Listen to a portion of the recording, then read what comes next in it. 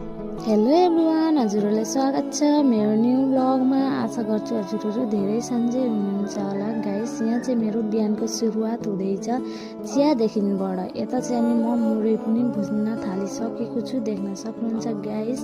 अनि यता चाहिँ चाय पिइसकेर ठिक्क यहाँ चाहिँ व्यापारीहरू आउनुभएको छ। यहाँ चाहिँ कुर्सीहरू बिक्री गर्दै, अनि हामीले चाहिँ यहाँ कुर्सी पनि लियौँ त्यहाँबाट। अनि म चाहिँ यता पैसा लिएर दिँदैछु। बिहान बिहानै आज पैसा लगिस् नि भन्दै म चाहिँ उसलाई भनिराखेको थिएँ। ऊ चाहिँ हाँसिरहेछ। गाइस, देख्न सक्नुहुन्छ। अनि मेरो भिडियो हेर्नुहुन्छ भनेर आशा गर्नेछु। गाइस, हामीहरू चाहिँ यहाँ दिदीबहिनी काहीँ भनेर जाँदैछौँ, हेर्दै गर्नु होला लास्ट तक गाइस कहाँ गएको भनेर। हामीहरू चाहिँ यहाँ हाम्रो यताको रस्ताबाट जाँदै थियौँ, हामी नदी किनारको साइडबाट। कहाँ आइपुग्यौँ भनेर तपाईँहरूलाई त थाहा भइसक्यो होला गाइस। यो चाहिँ हो सद्य ब्रिज तल। यहाँ चाहिँ पिकनिक प्लेस छ, यति राम्रो छ नि नभन्नु न। यो चाहिँ अगाडिको सन्डेकै हो, भिडियो दिन चाहिँ अलिक लेट भयो। यति धेरै मान्छे आउनुभएको छ, गाडी कति हो कति, मान्छे त्यत्तिकै नै गाइस। यहाँ चाहिँ एकदम मेला जस्तै लागेको थियो। दुकान पनि यति धेरै, अब मान्छेहरू पनि यति धेरै आउनुभएको थियो, गाडीहरू पुरै थियो है। अनि हामीहरू चाहिँ यहाँ जाति थियौँ रस्ता दादाले दुकान दिएको थियो कहाँ रहेछ भनेर हामीहरू चाहिँ हेर्दै हेर्दै गइरहेको थियौँ। यता चाहिँ भाउजूहरू पनि घुर्न आउनुभएको रहेछ, पिकनिक खाना चाहिँ होइन, घुर्न। हामी पनि घुर्नै गएको थियौँ। अनि यता स्कुटी राखेर हामीहरू चाहिँ मेला भन्नु पर्यो गाइस। जति मान्छे हुनुहुन्थ्यो नि एउटा मेलामा बरु त्यत्रो हुनुहुन्न, यहाँ त्यत्रो थियो मान्छेहरू।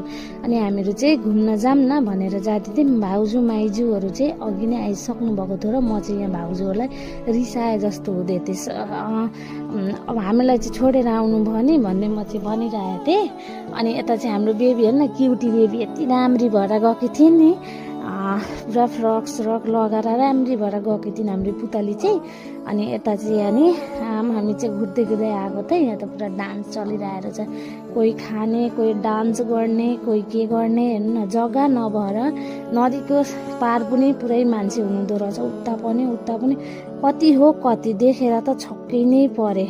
अनि यता मेरो फेस पनि देखाउँदैछु, डाइलेक्ट पुरै मार्दै हिँडिरहेको छु। अनि त्यहाँबाट चाहिँ हामीहरू घर जान भनेर निक्लिसकेको छौँ। हामी चाहिँ बेसी ढेर बसिनँ, म चाहिँ एकछिन बसिन् र त्यहाँबाट चाहिँ हामी निक्लिँदै थियौँ। अनि यहाँ न त्यही पनि भिडियो गरिदिन्छु है भनेर, एउटा मेमोरिज हुन्छ नि त होइन। पछि हेर्दा राम्रो लाग्छ, अब गएको आएको मलाई चाहिँ राम्रो लाग्छ भिडियो बनाएर हाल्न।